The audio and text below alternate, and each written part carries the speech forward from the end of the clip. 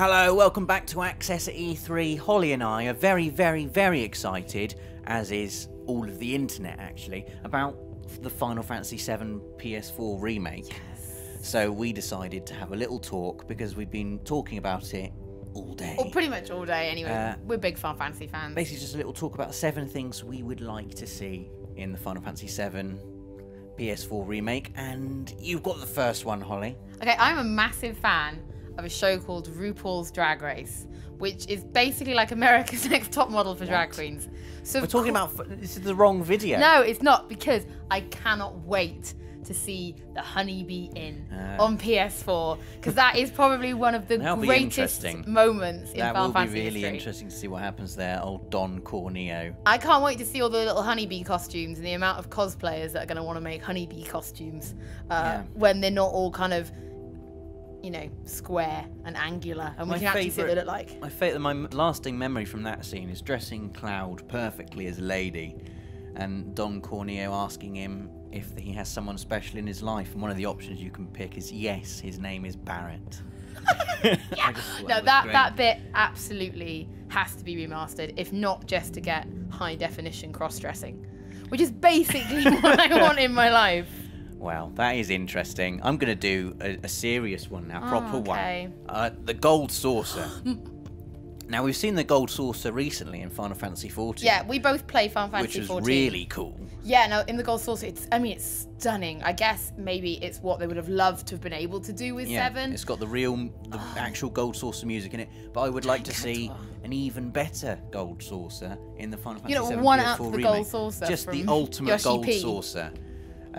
Obviously, it has to have Chocobo Racing. I called my Chocobo in Final Fantasy XIV originally Uranus Destroyer, because those were 2 of the names you could pick, and I put them together, and then I changed to Lucky 7 after I panicked. So childish, isn't it? Yes, it is. But when Uranus Destroyer beats you in a race, it's glorious. But Chocobo Racing, absolutely breeding as well. Like all the other mini games they had, like the snowboarding mini game. I got really, really good at that. I want a new mini game. I got really good at snowboarding through balloons. I want a new proposition. Yeah, it could be an amazing theme park, but it has to be in there.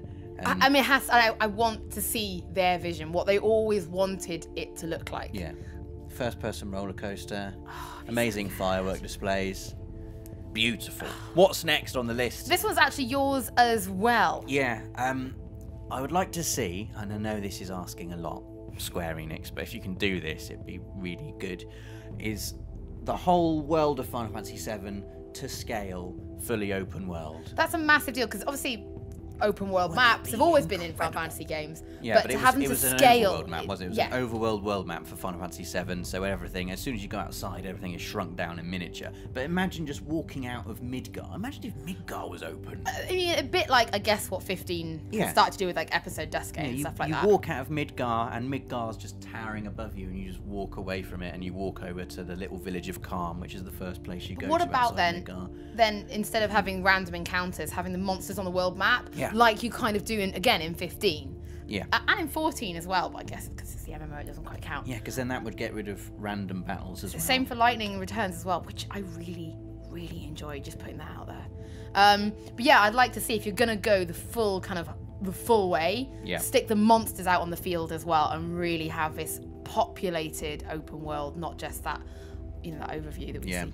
I mean, the next thing is... I mean, this is a given, right? This is a thing we want to hear more than a thing that we want to see. And that is, I would like there to be the original soundtrack, but remastered and made better. Imagine if it sounded like Distant Worlds. You could one-up it, and you could press at the press of a button, switch between the scores. That would be cool. If they had the original score on there. Yeah. The original... So, like, it was... Yeah. But at any point, you could, like, switch back. Yes. Maybe they should have that in the menu, like original options, and everything is the original menus. Yeah. Original sound effects, or you can switch out to the remastered. I hope you're taking notes. Just get pen and paper out. Yeah. Just this is gold. We should be making this game. I'll get coding, Rob.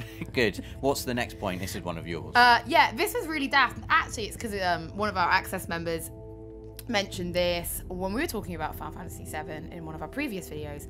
The whole Aeris name thing. Exactly. So, for anyone who's kind of played Final Fantasy growing up, in the West, she was Ares.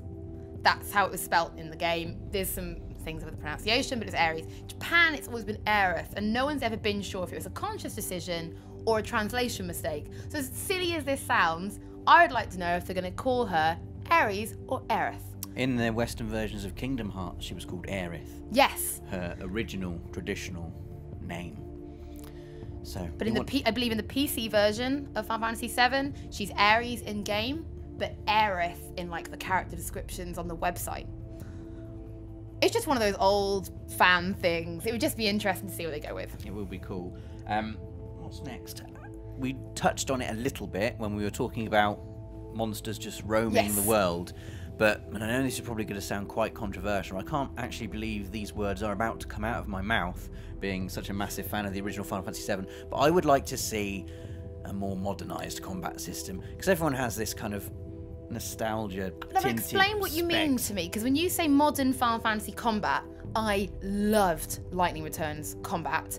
I love Final Fantasy X, I thought was brilliant. It was turn-based, but it had this modern speed to it where I felt like it was way just quicker and more intuitive. Something Do you mean not modern?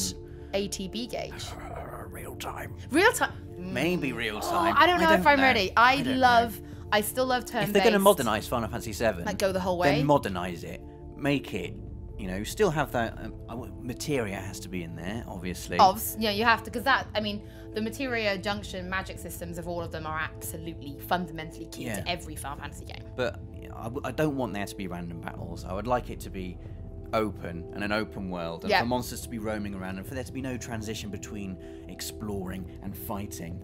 You know, if they can work the turn-based system into that, then that's fantastic. For me, that's what I like, because real-time combat allows me to tweet in between. Because if I don't press any buttons, I don't die. Or you know, when you've got this box of cereal next to you, because you clearly eat cereal from the box and you're gaming, I can go and get a handful and shovel that in before I've got to decide and press a button. So I like real-time. So I like mode turn-based as well. Photo mode, a little bonus. You're just throwing things at it. Turn off the HUD. Talked about that. L1 touchpad. Turn off the HUD. Stunning screenshot. Boosh. Send that out there. PS4 share.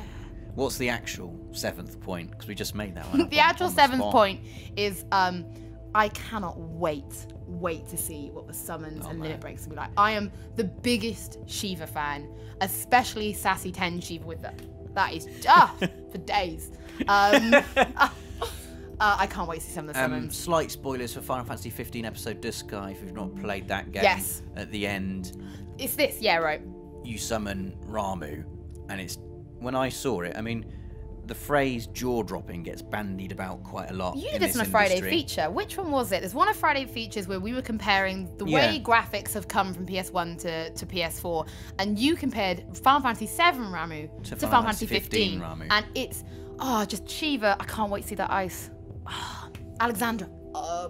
Neo Bahamut. Bahamut Zero, the secret one you get when Knights you enter the Knights of the Round, if I can ever get them. They better all be in there, and they better look amazing, like better than Ramu. I love conversations like this, because this is where I just get to wax lyrical about why I love Make it exactly games. How we've said, Square Enix. Please. And make it amazing. Or I'll send Jackson round in his shorts, which are getting really short. They are. Anyway, there are 7 things we really want to see. Is there 7 or did we just drop an 8th bomb? We dropped an 8th bomb, but 7 official things we want to see in and the Final Fantasy VII PS4 remake. Let us know what you want to see in the PS4 remake of Final Fantasy VII. Let us, you know, if you disagree with me about the real-time combat system, don't say anything. I'm sure you do. Put it in the comments. We'll have a little talk about Final Fantasy VII, and make sure you subscribe to the channel because it's E3 week. There's loads. There's loads. Absolutely loads more videos coming up.